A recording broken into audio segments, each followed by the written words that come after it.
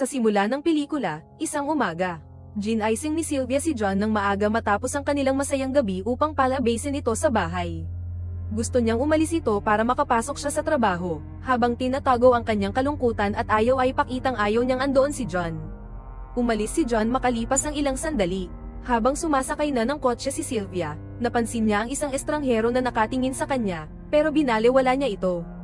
Kasama ng kaibigan niyang si Laura, umalis na sila. Habang umaandar ang sasakyan, sinundan sila ng estranghero.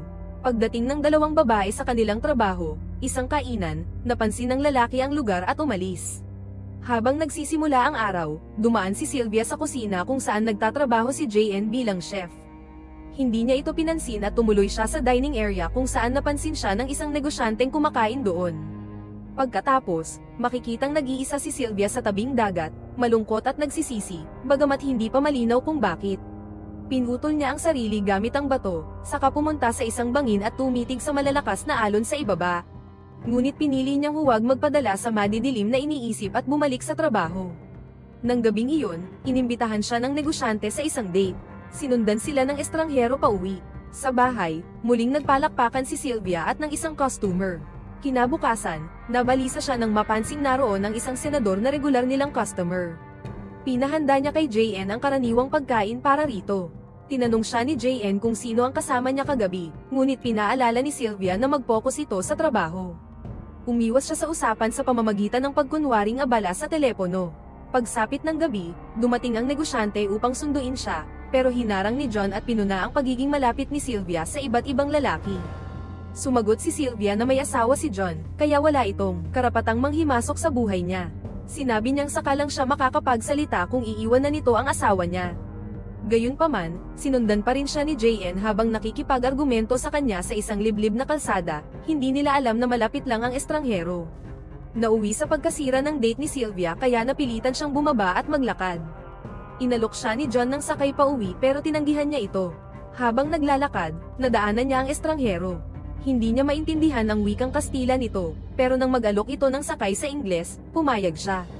Sa loob ng sasakyan, ipinakilala ng lalaki ang sarili bilang Carlos. Pagdating sa apartment ni Sylvia, inimbitahan niya si Carlos na pumasok at sinubukang akitin ito. Laking gulat niya nang tanggihan siya ng lalaki at basta na lang umalis. Sa kabilang bahagi ng kwento, bumalik tayo sa pinagmulan ng lahat ng kaguluhan. Sa New Mexico, dinala ni Santiago ang nakababatang kapatid niyang si Cristo sa isang sunog na trailer sa gitna ng kawalan. Doon niya ipinagtapat na dito na wala ang kanilang ama at ang babae nitong kabit. Nagtaka si Santiago kung ano ang iniisip ng kanyang ama nang hayaan nitong mawala silang dalawa sa apoy. Pagbalik sa bahay, nadatnan ni Santiago ang kanilang inang si Ana na umiinom ng alak ng ama, kasama ang kanyang kapatid na babae at isang kaibigan.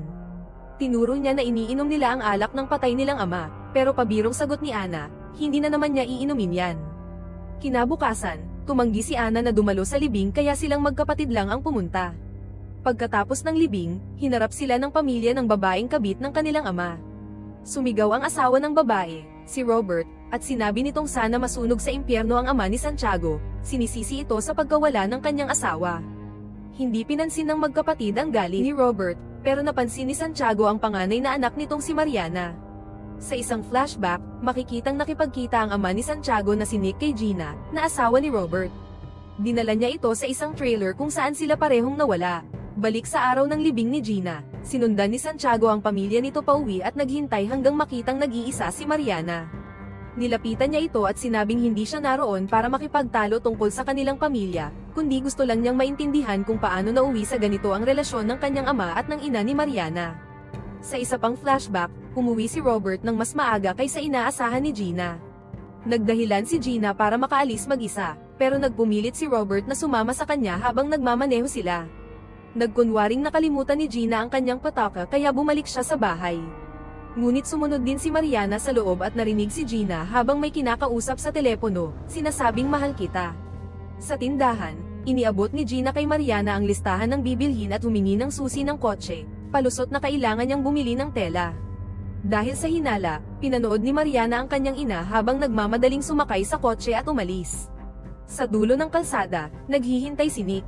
Maya-maya, bumalik si Gina sa tindahan at sinabing hindi pa raw handa ang telang ini-order. Habang pauwi na sila, hindi pinansin ni Mariana ang kanyang ina, alam na niya ang katotohanan. Matapos mawala ang kanyang ina, binalikan ni Mariana sa isip ang araw na iyon. Palihim siyang nakipagkita kay Santiago. Nang tamaan ni Santiago ang isang ibon gamit ang tirador, sinubukan din ni Mariana at naging matagumpay. Habang niluluto nila ang ibon, ibinahagi ni Santiago na sa kanyang ama niya natutunang manghuli. Tinanong siya ni Mariana kung mahal ba niya ang kanyang ama, at sumagot si Santiago ng oo. Inamin din ni Mariana na mahal niya ang kanyang ina, pero hindi niya ito gusto. Sa gulat ni Santiago, biglang inabot ni Mariana ang nilutong ibon mula sa apoy kahit hindi alintana ang init. Makaraan ng ilang taon, si Santiago ay naging piloto ng crop duster at nag-i-spray ng pestisidyo sa mga pananim. Sa isang kubo malapit sa bukid, naghahanda ng pagkain ang kanyang anak na si Maria.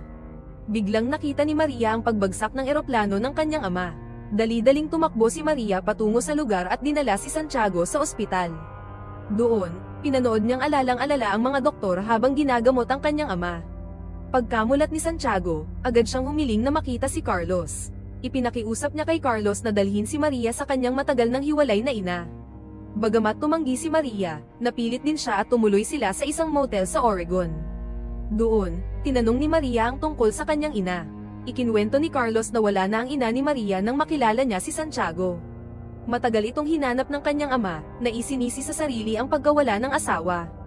Pagkarinig nito, mariing sinabi ni Maria na wala siyang interes na makilala ang kanyang ina.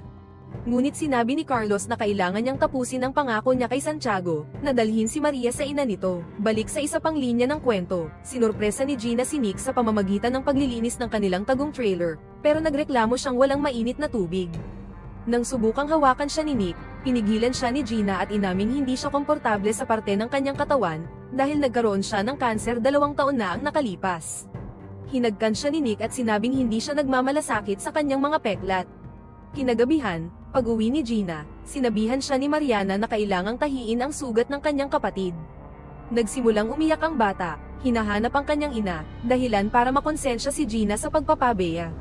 Kinabukasan, nagpaalam si Gina sa kanyang mga anak habang papasok ang mga ito sa eskwela. Hindi niya alam na si Mariana ay nagkunwaring may nakalimutang takdang aralin para makabalik at mag-imbestiga. Dumiretso siya sa trailer kung saan kaka-install lang ni Nick ng gas tank para sa mainit na tubig. Pagkakita kay Gina na kasama ang ibang lalaki, nagimbal si Mariana. Samantala, sa kasalukuyan, lumakad si Sylvia matapos siyang tanggihan ni Carlos, ngunit napansin niyang sinusundan pa rin siya nito. Hinarap niya ito, at sinabi ng lalaki na alam niyang siya si Mariana. Tumanggi si Sylvia, hanggang ipakita ni Carlos ang litrato ni Maria at banggitin ang pangalang Santiago. Inangkin ni Carlos na si Maria ay anak ni Mariana. Mariing itinanggi ito ni Sylvia at sinabihang lumayo sa kanya. Umalis siya, ngunit kinagabihan, habang nakatitig sa larawang iyon ng batang iniwan niya noon, tuluyang umamin sa sarili, siya nga si Mariana. Makikita siya sa isang flashback na nagbabahagi ng mga larawan ng pamilya kay Santiago matapos mawala ang kanilang mga magulang. Nang hilingin ni Santiago na itabi ang isang litrato, sinabi ni Mariana na mas gusto niya ng peklat upang matandaan ang araw na iyon. Sumang-ayon si Santiago at humiling din ng isa. Gamit ang lighter, nilagyan nila ng peklat ang kanilang sarili bilang alaala ng kanilang samahan. Pagkatapos, inalok ni Santiago si Mariana na tumuloy sa bakanteng bahay ng ama nito, nangakong hinding-hindi siya hahawakan. Bilang pag-alala sa kanilang mga magulang, hiniling ni Santiago kay Mariana na isuot ang lumang nightgown ng kanyang ina. Habang suot niya ang kamiseta ng kanyang ama, ginawa rin ito ni Mariana, nagbihis at sumama sa kama ni Santiago. Sa kabila ng pangakong walang mangyayari, nauwi pa rin sila sa palakpakan. Balik sa kasalukuyan, hindi makapag-concentrate si Mariana sa trabaho dahil sa pagkabagabag. Palihim niyang tinanong si JN kung posible bang mahalin siya nito. Nang sumagot ito ng oo, iminungkahi niyang tumakas na silang dalawa. Ngunit nag-alinlangan si JN, dahilan ng pagkadismaya ni Mariana. Pagdating sa bahay, nadatnan niyang naghihintay sina Carlos at Maria. Dahil sa takot at pagkahiya, umalis si Mariana at muling binaygo sila. Sa nakaraan, nang makumpirma ni Mariana ang pagtataksil ng kanyang ina, umuwi si Gina ng gabi na at agad nagluto ng hapunan. Nang tanungin ni Mariana kung saan siya nanggaling, nagsinungaling si Gina na galing siya sa kaibigan. Pero alam ni Mariana na hindi ito totoo, dahil chinek na niya. Umiwas si Gina sa karagdagang tanong at pinutol ang usapan sa pamamagitan ng pag-uutos na tumulong. Kinabukasan, dahil alam na ni Mariana ang tungkol sa relasyon nila ni Nick, nagpunta si Gina kay Nick para makipaghiwalay. Ngunit tumanggi si Nick, naniniwala siyang mahal nila ang isa't isa at makakahanap sila ng paraan. Pagkatapos, sinurpresa ni Gina ang kanyang pamilya ng isang picnic. Ngunit tumanggi si Mariana, kunwaring may school project, at pumunta sa trailer kung saan lihim na nagkikita sina Gina at Nick. Sa kasalukuyan, ang mga alaala ng nakaraan ay nagtulak kay Mariana na baguhin ang isip. Humingi siya ng tulong kay Laura para hanapin sina Carlos at Maria. Pero kahit pa nag-check sila ng maraming motel, hindi nila mahanap ang mag-ama. Habang nagpapahinga, tinanong ni Laura kung ano talaga ang nangyari. Inamin ni Mariana na iniwan niya ang kanyang anak 2 araw pagkatapos itong ipanganak, dahil sa pakiramdam na hindi siya karapat-dapat. Noong mga nakaraang taon, sinurpresa niya si Santiago sa pamamagitan ng pagpapakilala sa sarili sa ina at tiyahin nito. Habang patuloy na naghahanap ng pagsasara sa sakit ng pagkawala ng kanilang mga magulang, hiniling ni Mariana na makita ang kwarto roon, at doon sila muling nagpalakpakan. Linggo bago iyon, habang magkasama sina Gina at ang asawang si Robert, hindi nito naibigay kay Gina ang atensyon na gusto niya, dahilan upang makaramdam siya ng kawalan at pagkabigo. Ilang araw ang lumipas at bumalik siya kay Nick. Hindi niya alam na sinundan na naman siya ni Mariana at nakita sila. Dahil sa galit at sakit, sinadya ni Mariana na sirain ang tubo ng gas sa trailer. Akala niya'y matatakot lang ang dalawa. Balik sa kasalukuyan, natagpuan na nina Mariana at Laura sina Carlos at Maria. Ipinilit ni Mariana na makita ang anak, ngunit tumanggi si Maria. Kaya isinara ni Carlos ang pinto. Hindi sumuko si Mariana, nagrenta siya ng kwartong malapit sa kanila. Ngunit kinabukasan, nakita niyang nag-iimpake na ang dalawa. Habang nasa parking si Carlos, dali-daling pumunta si Mariana sa kwarto para makausap si Maria. Nakiusap siyang mag-usap sila, pero dumating si Carlos at hinaranggan siya. Sa wakas, sinabi ni Maria kay Carlos na gusto niyang bigyan ng pagkakataon ang kanyang ina, at pinakiusapang iwan sila sandali. Humingi ng tawad si Mariana sa pagtakbo niya noong nakaraang araw, at inilahad ang lahat ng kanyang naramdaman, na lagi niyang iniisip si Maria sa lahat ng panahong lumayo siya. Pinuri rin niya ang pagkakahawig ng anak sa kanyang ama. Biglang ibinunyag ni Maria na nag-crash ang eroplano ni Santiago at nasa ospital ito. Pagkatapos ng pag-uusap, pinaalalahanan ni Carlos si Maria na hiniling ni Santiago na isama ang kanyang ina sa Mexico. Tiniyak ni Maria na sasama ang kanyang ina. Balik sa nakaraan, nadiskubre ni Cristo, kapatid ni Santiago, ang relasyon nito kay Mariana at pinilit siyang tapusin ito. Ngunit patuloy pa rin ang pagkikita nila. Pag-uwi ni Santiago, nadatnan niyang naghihintay ang kanilang inang si Ana, na sinumbungan na ni Cristo. Pinagalitan siya ni Ana dahil nakikipagkita siya sa anak ng kabit ng kanyang ama. Isang gabi, isang bato na may sulat tungkol sa relasyon ni Mariana ang ibinato sa bintana nila Robert. Nang kumprontahin siya ng ama, sinampal siya ni Robert dahil hindi siya nagkaila. Habang paalis si Robert, tinawagan ni Mariana si Santiago at nakiusap na sunduin siya. Sa ospital, naghihintay si Mariana upang makabisita kay Santiago. Balik sa trailer, kinabukasan ng sirain ni Mariana ang gas pipe, muling nagkita sina Gina at Nick. Inamin ni Gina na gusto niyang ipaayos ang kanyang peklat, pero tiniyak ni Nick na mahal niya ito, peklat at lahat. Habang naghahalikan ang dalawa, sinindihan ni Mariana ang gas pipe sa layuning ipagtulakan silang umalis para mahuli niya. Ngunit nag-aalala siya nang hindi lumalabas ang dalawa.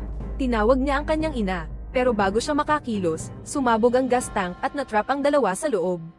Umiiyak si Mariana, napagtantong hindi na niya mababawi ang nagawa. Ngayon, nalaman ni Mariana na posibleng alisin ang binti ni Santiago dahil sa impeksyon. Dinalaw niya ito at habang sinasabi ng doktor na umalis muna siya, nakiusap si Mariana na makasama siya ng mag-isa.